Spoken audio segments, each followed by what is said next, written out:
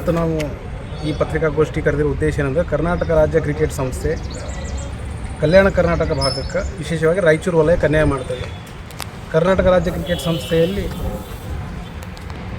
6 ವಲಯಗಳನ್ನು ನಿರ್ಮಿಸಿರೋ. ಅದರೊಳಗೆ ಮೈಸೂರು ವಲಯ, ಮಂಗಳೂರು ವಲಯ, ಶಿವಮೊಗ್ಗ ವಲಯ, ತುಮಕೂರು, ಧಾರವಾಡ ಮತ್ತು ರಾಯಚೂರು ವಲಯ. ಈ ಎಲ್ಲ ವಲಯಗಳಲ್ಲಿ 3 ರಿಂದ 4 ಜಿಲ್ಲೆಗಳದಾವೆ. ಅದು ರಾಯಚೂರು ವಲಯದಾಗ 7 ಡಿಸ್ಟಿಕ್ ಅದಾವೆ: ಬೀದರ್, ಗುಲ್ಬರ್ಗ, ಯಾದಗಿರಿ, ರಾಯಚೂರು, ಕೊಪ್ಪಳ, ಬಿಜಾಪುರ ಮತ್ತು ಬಾಗಲಕೋಟೆ.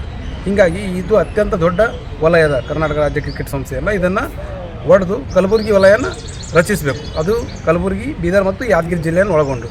ಮತ್ತು ಈ ಭಾಗದ ಕರ್ನಾಟಕ ರಾಜ್ಯ ಕ್ರಿಕೆಟ್ ಸಂಸ್ಥೆ ಇಲ್ಲಿವರೆಗೂ ಒಂದು ಕೂಡ ಮೈದಾನಗಳ ನಿರ್ಮಾಣ ಮಾಡಿಲ್ಲ. ಹೀಗಾಗಿ ಈ ಭಾಗದ ಮಕ್ಕಳಿಗೆ ಎಲ್ಲಿ ಆಡಲಿಕ್ಕೆ ಅವಕಾಶವೇ ಇಲ್ಲದಂಗಾಗಿದೆ. ನಾವು NV ಸೊಸೈಟಿ ಅವ್ರಿಗೆ ಹೋಗಿ ರಿಕ್ವೆಸ್ಟ್ ಮಾಡ್ಕೊಂಡು ಅಲ್ಲೇ ಆಡ್ತೀವಿ. ಗೌರ್ಮೆಂಟ್ ಕಾಲೇಜವ್ರಿಗೆ ಹೋಗಿ ಅವ್ರ ಗ್ರೌಂಡ್ ತೊಗೊಂಡು ಅಲ್ಲಿ ಆಡ್ತೀವಿ. KBN ರಿಕ್ವೆಸ್ಟ್ ಮಾಡಿದ್ರೆ ಅವರು ನಮ್ಗೆ ಆಡೋಕ್ಕೆ ಅವಕಾಶ ಮಾಡೋದು. ಆದರೆ ಕರ್ನಾಟಕ ರಾಜ್ಯ ಕ್ರಿಕೆಟ್ ಸಂಸ್ಥೆ ಈ ಭಾಗಕ್ಕೆ ಮಲತಾಯಿ ಧೋರಣೆ ತೋರಿ ಈ ಭಾಗದಲ್ಲಿ ಯಾವುದೇ ರೀತಿಯ ಮೂಲಭೂತ ಸೌಕರ್ಯಗಳನ್ನು ಅಭಿವೃದ್ಧಿ ಮಾಡಿಲ್ಲ. ಹೀಗಾಗಿ ಈ ಭಾಗದ ಮಕ್ಕಳು ಅವಕಾಶ ವಂಚಿತರಾಗ್ತದೆ. ಹೀಗಾಗಿ ನಾವು ಕರ್ನಾಟಕ ರಾಜ್ಯ ಕ್ರಿಕೆಟ್ ಸಂಸ್ಥೆ ಮೇಲೆ ಒತ್ತಡ ಹೇರ್ತಾ ಇದ್ವಿ. ಇದನ್ನು ರಾಯಚೂರು ಝೋನನ್ನು ಒಡೆದು 2 ಮಾಡಬೇಕು: ಕಲಬುರಗಿ ಮತ್ತು ರಾಯಚೂರು ವಲಯ. ಕಲಬುರಗಿ, ಬೀದರ್ ಮತ್ತು ಯಾದಗಿರಿ ಕೂಡಿ ಒಂದು ಹೊಸ ವಲಯವನ್ನು ನಿರ್ಮಾಣ ಮಾಡಬೇಕು ಮತ್ತು ಈ ಭಾಗದಾಗ ಮೂಲಭೂತ ಸೌಕರ್ಯಗಳನ್ನು ಅಭಿವೃದ್ಧಿಪಡಿಸಬೇಕು. ಅದೇ ರೀತಿ ಈ ಭಾಗದ ಮಹಿಳಾ ಕ್ರಿಕೆಟ್ ಆಟಗಾರರಿಗೆ ಯಾವುದೇ ರೀತಿ ಅವಕಾಶ ಸಿಗ್ತಾಯಿಲ್ಲ.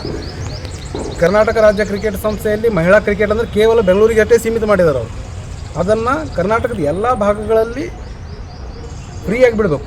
ಎಲ್ಲ ಭಾಗದಾಗ ಅವ್ರಿಗೆ ಕೋಚಿಂಗ್ ಸೆಂಟರ್ ಮಾಡಬೇಕು. ಎಲ್ಲ ಡಿಸ್ಟಿಕ್ನಲ್ಲಿ ಟೀಮನ್ನು ಮಾಡಬೇಕು. ಅವರಿಗೆ ಎಲ್ಲ ಝೋನ್ಗಳು ಟೀಮ್ ಮಾಡಿ ಅವರಿಗೂ ಆಡಲಿಕ್ಕೆ ಅವಕಾಶ ಕೊಡಬೇಕು. ಒಳ್ಳೆಯ ವೇದಿಕೆಯನ್ನು ನಿರ್ಮಾಣ ಮಾಡಬೇಕಂತ ನಮ್ಮ ಕಲಬುರಗಿ ಕ್ರಿಕೆಟ್ ಸಂಸ್ಥೆ ತಮ್ಮ ಮೂಲಕ ಆಗ್ರಹಿಸ್ತದೆ. ಟ್ರಾಫಿ ಅವೆಲ್ಲ ಇಲ್ಲೇ ಆಗ್ತಿದ್ವು ಸರ್, ಈಗ ಯಾಕೆ ಇದು ಮಾಡ್ತಾ ಇದ್ದಾರೆ ಒಟ್ಟ ಮಾಡಿ?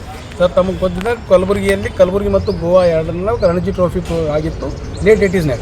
ಅವಾಗ ಹೆಂಗಿತ್ತು BCCI ರೂಲ್ಸ್ ಅಂದರೆ ಟರ್ಫ್ ವಿಕೆಟ್ ಇಲ್ಲ, ಮ್ಯಾಟಿಂಗ್ ಇದ್ರೂ ಆಡ್ಬೋದಾಗಿತ್ತು. ಈಗ ರೂಲ್ಸ್ ಹೆಂಗಂದ್ರೆ ಟರ್ಫ್ ವಿಕೆಟ್ ಮ್ಯಾಗೆ ಆಡಬೇಕಂತದ. ಹೀಗಾಗಿ ನಮ್ಮ ಭಾಗದಾಗ ಯಾವುದೇ ಟರ್ಫ್ ವಿಕೆಟ್ ಇಲ್ಲ. ಹೀಗಾಗಿ ಯಾವುದೇ KSCA ಮತ್ತು BCCI ಮ್ಯಾಚಸ್ ಇಲ್ಲಿಗೆ ಆಡಿಸ್ಲಿಕ್ಕೆ ಅವಕಾಶ ಇಲ್ಲ. ಎಲ್ಲಿ ತನಕ ಟರ್ಫ್ ವಿಕೆಟ್ಗಳಾಗಲ್ಲ ಅಲ್ಲಿ ತನಕ ಯಾವುದೇ ರೀತಿಯಂಥ ಮ್ಯಾಚ್ಗಳ ಆಯೋಜನೆ ಆಗಲು ಸಾಧ್ಯ ಇಲ್ಲ. ಸರ್, ಸಂಬಂಧಪಟ್ಟ ಇಲಾಖೆ ಯಾರಿಗಾರು ಮನವಿ ಮಾಡಿದ್ದೀರಿ? ಸರ್, ಇದು ಕರ್ನಾಟಕ ರಾಜ್ಯ ಕ್ರಿಕೆಟ್ ಸಂಸ್ಥೆ ಸರ್ಕಾರ ಅಧೀನಕ್ಕೆ ಒಳಪಟ್ಟ ಸಂಸ್ಥೆ ಅಲ್ಲ.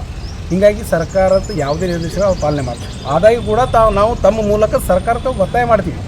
ಕರ್ನಾಟಕದ ಒಂದು ಭಾಗಕ್ಕೆ ಇವ್ರಿಂದ ಅನ್ಯಾಯ ಆಗ್ಲತ್ತದ. ಈ ಭಾಗದ ಮಕ್ಕಳಿಗೆ ಅವಕಾಶ ಸಿಗ್ತಾ ಇಲ್ಲ. ಹೀಗಾಗಿ ನಾವು ಸರ್ಕಾರಕ್ಕೆ ಮನವಿ ಮಾಡ್ತೀವಿ, ತಾವು ಮಧ್ಯ ಪ್ರವೇಶ ಮಾಡಿ ಈ ಸಮಸ್ಯೆಯನ್ನು ಪರಿಹಾರ ಮಾಡಬೇಕು ಮತ್ತು ಈ ಭಾಗಕ್ಕೆ ನ್ಯಾಯ ಒದಗಿಸ್ಬಿಡ್ಬೇಕು. ವಿಶೇಷವಾಗಿ ಜಿಲ್ಲಾ ಉಸ್ತುವಾರಿ ಸಚಿವರಿಗೆ ನಾವು ಮನವಿ ಮಾಡ್ತೀವಿ, ತಾವು ಯುವಕರಿದ್ರಿ, ಎಲ್ಲ ಕ್ಷೇತ್ರಗಳಲ್ಲಿ ನಿಮ್ಗೆ ಅನುಭವ ಇದೆ, ಎಲ್ಲ ರೀತಿಯ ಕೆಲಸ ಮಾಡತ್ತೀರಿ. ಸ್ಪೋರ್ಟ್ಸಿಗೆ ಒಂದು ನೀವು ಇಲ್ಲಿ ತನಕ ಮಾಡೋಕ್ಕೆ ಅವಕಾಶ ಸಿಕ್ಕಿಲ್ಲ. ಆದ್ರೂ ಇಲ್ಲಿ ಒಂದು ಸ್ಪೋರ್ಟ್ಸ್ ಸಿಟಿ ಅಂತ ಈಗ ಆಲ್ರೆಡಿ ಅನೌನ್ಸ್ ಮಾಡಿ ನಮಗೆ ಗ್ರೌಂಡ್ ಮಾಡಿಕೊಡ್ತೀವಿ ಅಂದರೆ, ಆದರೂ ನಮಗೆ ಕರ್ನಾಟಕ ರಾಜ್ಯ ಕ್ರಿಕೆಟ್ ಸಂಸ್ಥೆಯಲ್ಲಿ ಆಗ್ತಾ ಇರೋಂಥ ಅನ್ಯಾಯ ತಡಿಬೇಕಾದ್ರೆ ತಾವು ಧ್ವನಿ ಎತ್ತಬೇಕು. ತಾವು ಧ್ವನಿ ಎತ್ತಿರಿ ಅಂದ್ರೆ ನಮಗೆ ನ್ಯಾಯ ಸಿಗ್ತಾ ಎಂಬ ವಿಶ್ವಾಸ ಅದು. ಮನವಿ ಕೊಡ್ತೀರಾ ಯಾರಿಗಾರೆ? ಈಗ ಆಲ್ರೆಡಿ ಹಲವು ಬಾರಿ ನಾವು ಕರ್ನಾಟಕ ರಾಜ್ಯ ಕ್ರಿಕೆಟ್ ಸಂಸ್ಥೆಗೆ ಎಲ್ಲ ಪದಾಧಿಕಾರಿಗಳು ಭೇಟಿಯಾಗಿ ಮನವಿ ಮಾಡಿದ್ದೀವಿ. ಅದು ಅಲ್ಲದೆ ಯಾರ್ಯಾರು ಸಂಬಂಧಪಟ್ಟ ಅದಕ್ಕೆ ಅವರಿಗೂ ಮನವಿ. ಆದರೂ ಕೂಡ ನಮ್ಮಲ್ಲಿ KSCAದ ಓಟ್ ಇರೋದೇ ಕಾರಣ ಅವರು ನಮ್ಮ ಧ್ವನಿಯನ್ನು ಹತ್ತಿರ್ತಾರೆ. ನಮ್ಮ ಧ್ವನಿಯನ್ನು ಕೇಳ್ತಾ ಇರಲಿಲ್ಲ ಅವರು. ಯಾಕಂದ್ರೆ ನಮ್ಮ 7 ಡಿಸ್ಟಿಕ್ನಾಗ ಬೀದರ್, ಗುಲ್ಬರ್ಗ, ಯಾದಗಿರಿ, ರಾಯಚೂರು, ಕೊಪ್ಪಳ, ಬಿಜಾಪುರ, ಬಾಗಲಕೋಟೆ ಎಲ್ಲ ಸೇರಿದ್ರೆ ಕೇವಲ 19 ಓಟ್ ಅದಾವೆ.